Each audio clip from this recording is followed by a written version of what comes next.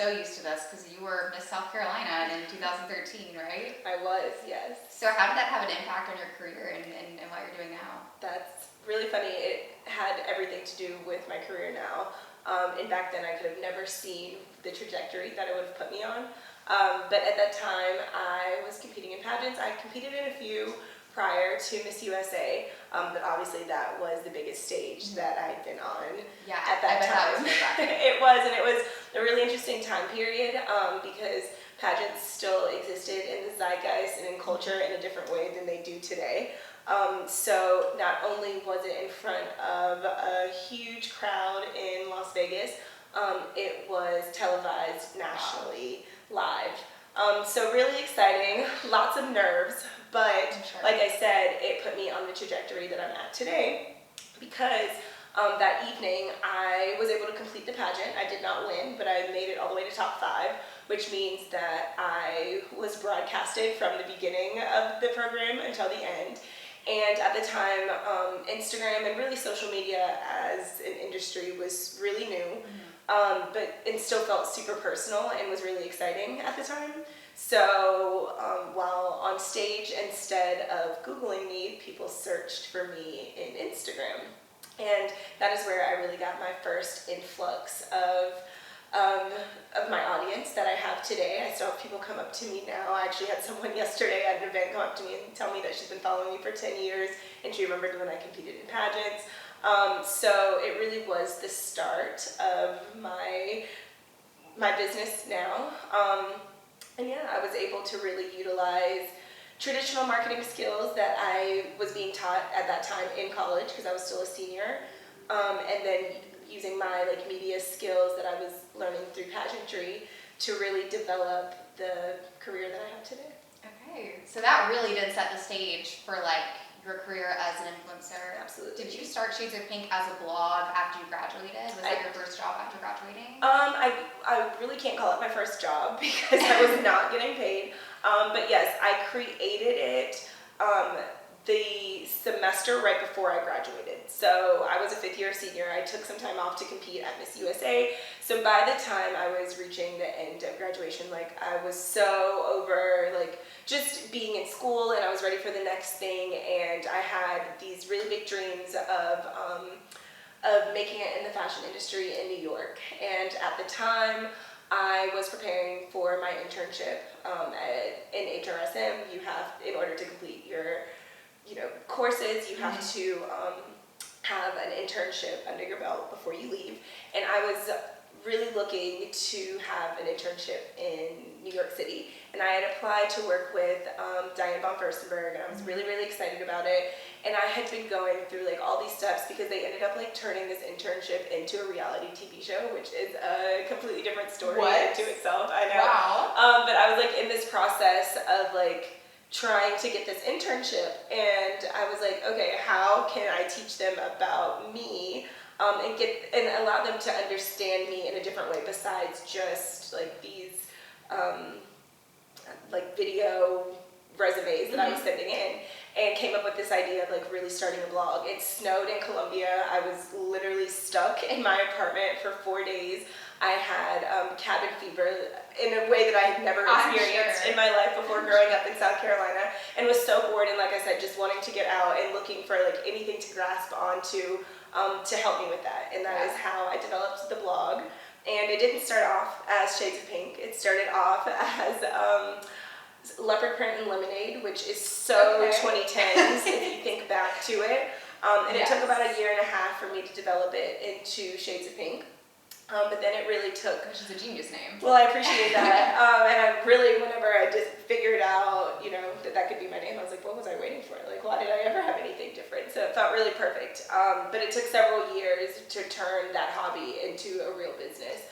And a lot of that had to do with grit and determination, yes, but also watching the industry change and just being willing to change with it. Yeah. So you've been running this for 10 years now? Okay, so when did you 11 actually now. 11? Yeah, here's your way to look. So when did you actually start making a profit and making brand deals and turning this into a profitable business? Yeah, so like I said, I had a blog probably for 6 or 7 years before I started seeing any kind of income. And initially those rates were very, very low, but I was still like super proud to be bringing in real money for work that up until that time I'd been doing for free anyway. Yeah. So it was really exciting. But then in 2018, I decided that like I'd been out of school for a while. It was time for me to make a little more money. I'd been freelancing as a model, which was a lot of fun, but not as stable as I wanted to be in my late 20s. So I was like really at like a crossroads and ready for something a little with a little more like stability and roots. So I got a job as a digital content producer at this marketing agency in Charleston, and it was a ton of fun. I was doing a lot of the same work that I had been doing like on my blog, but it also gave me the opportunity to see the impact that influencer marketing was having on brands from the opposite perspective, as opposed to being an influencer. I was working closely with brands with their influencer relationships. So that experience really allowed me to value the work that I had been doing prior to that job. So after working in that space for several months, I decided that I wanted to take a chance on myself and my brand again, and kind of relaunched with like a different perspective and taking it a little more seriously. And lucky for me, it was also a time where in our culture and in society, the industry was really shifting as well, and people were becoming way more digitally focused. E-commerce was really looking for new ways to market on newer platforms.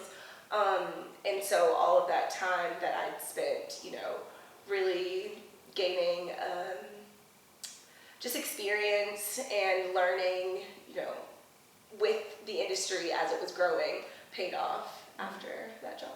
Yeah, awesome. I do want to go back to this internship in New York that you were talking about, because I did see something on your blog where you were talking about accentuating life in non-major cities and, blooming where you're planted. And I just want to say, as someone who's, a local that lives in Columbia, I appreciate that, because I was someone who was like, I need to go to a place like New York to have all of these dreams come true and, be in that environment where there are other entrepreneurs and hard workers and that kind of thing, but you really don't need that. So I just kind of wanted to see if that was where that was stemming from. Like, 100%, that's where that's coming from. Like I said, I grew up feeling like I needed to be in New York City. Like that was where the pulse of almost every industry was happening, but especially the fashion industry. And I knew at a very young age that I wanted to be a part of the fashion industry. And traditionally that was really, the major market, and that's where you needed to be to, be successful. And it differs so much from the message that other influencers are putting out all the time. I live in all these big cities. It's so true, but I just think that we also are really lucky to live in the time period that we do, because the world has never been smaller, so it gives us access to things that we would never have had access to a decade ago, especially 20 years ago when I was dreaming. That idea of being able to work for all of the companies, these like legacy companies that we've had the opportunity to interact with and create content for, would have never been able to happen if the world did not shift to be as like digitized as it is. And there are so many ways that we can find negativity around that, and trust me, even though it is my career and my job, I fully recognize the negativity that comes with digitizing life so much. But there also is going to be like plus sides to everything, and I think that especially for people like you and I, or people who are attending the University of South Carolina, and remembering that like opportunities are not dictated to your zip code anymore. They really are, it really depends on just, how much you're willing to fight for something that you want, and how much you're able to gain experience in that field, and how much you're able to show value in your personal worth and your personal knowledge. And the good thing is we all have worth, we all have knowledge, so it's just figuring out what that value is. And you could be valuable to someone in New York City, even all the way in Columbia, South Carolina. Yeah, and I love that. I think it's beautiful. I think it's great that you're showing young women here that they can accomplish their dreams here, blooming where they're planted. So I love that. Okay, so I saw your wedding dress, well actually skirt set, created I think for you by Sergio Hudson in Vogue. Yeah. I just wanted to ask you about this personally, honestly. Tell me about what it was like being in a photo shoot for Vogue and wearing this dress on your wedding day. Yeah. I mean, that sounds amazing. No, it really was a very special moment. Again, just kind of like looking back at pinch me moments in life. As someone growing up in Charleston, South Carolina, would have never believed. I mean, I had every dream of wanting to be in Vogue, but again, thought that that would only be possible living in New York City. So seeing that happen, having never lived in New York City, was really special, and honestly, probably even a bigger accomplishment to me personally. But the truth is, when we were planning our wedding, when we were taking part in that wedding, we had no idea that it was going to be in Vogue. It got picked up afterwards. So it was really just me like living in the moment, really enjoying it. And I tell people all the time that that day was, it's so cheesy, but it was like the best day of my life. Oh my gosh. I thought I was like floating like 2 inches off the ground. So the fact that like that was my like Vogue debut, I just think is like so hilarious, but also really special because like genuinely I was not shooting for them. I just was living my best life and it they happened. picked it up. That's amazing. Yes. That's amazing. Yeah. Okay, so how did you meet your husband, Todd? Yeah, so we actually met because one of my friends had dated one of his friends. Okay. So that was kind of how like our orbits ended up like connecting, or I guess even like becoming adjacent, because we met for years before we ever started dating. But yeah, just kind of like, you know how those things end up going, you know what I mean? So yeah. And so now you have your son Tegan. How is balancing mom life and also being, you know, owning business? How is all that? You know, it's one of those things that like you can never really understand until you are in it. I think that anyone could be vocal about how difficult it would be to run a business and also like maintain a family. But like I said, until you're like in those trenches, until you're like really like in that day-to-day grind, it's really kind of hard to conceptualize. So I've just like, I mean, I'm 3.5 years in, so I feel like I still have so much to learn. Very much still feeling like a new mom, but one of the biggest pieces of advice that I have been given and that I continue to give my friends is just being present where you are. Like when you're at work, putting in your focus and, you know, locking in that moment and trusting that who, you know, you've chosen to take care of your kids or your family or whoever is doing what they're supposed to do. And then when you are no longer at work and you are with your family, then locking in there and knowing when to cut off other things. So just being present at all times. Okay. And then who inspired your style? Where would you say this like came from? My style? I guess I was inspired truly by like the women in my family, because I like to believe that my style isn't just like fashion related. I feel like my style extends in like just how I live my life in general, maybe like how I set up my home or how I'm gonna style my son, how I like build relationships with the people around me. And it might sound silly like comparing something like that to like a dress, but I think it's the same in terms of, you know, putting in many different pieces to compile something that like feels good, looks good, and is memorable. And I just feel like that can be moved around different aspects of life. Yeah, the whole entire like lifestyle. Yeah. So, and I guess to answer your question though, in terms of being inspired, it definitely would have been like the women around me. I grew up with my mom, my grandma, and my 2 aunts. And they all have very different personalities, very different like senses of style. But I really do feel like I am a blend of all 4 of them. And it's been really fun, like especially as I've gotten older, to be able to relate to them in ways that I wouldn't have known that I could have. I do want to go back a little bit more to just your time at USC and how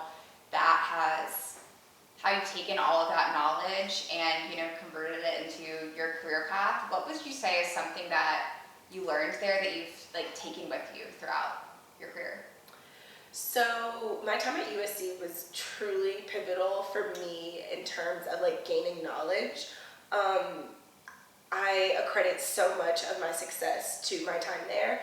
because they really taught me how to think about the fashion industry in a way that was a business as opposed to just a passion, which was something that I had been doing naturally my whole life. I came into USC wanting to write for Vogue, knowing like that was my like ultimate goal, and that was where I was going to end up in New York. That's what I thought, but that was my goal.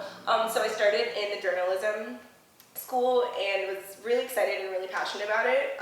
Not so passionate about memorizing dates, names, places, and times. And apparently the first semester and a half of journalism is all history, and I was not prepared for that mentally or I don't know, just emotionally, I guess, and did not last in the journalism program at all.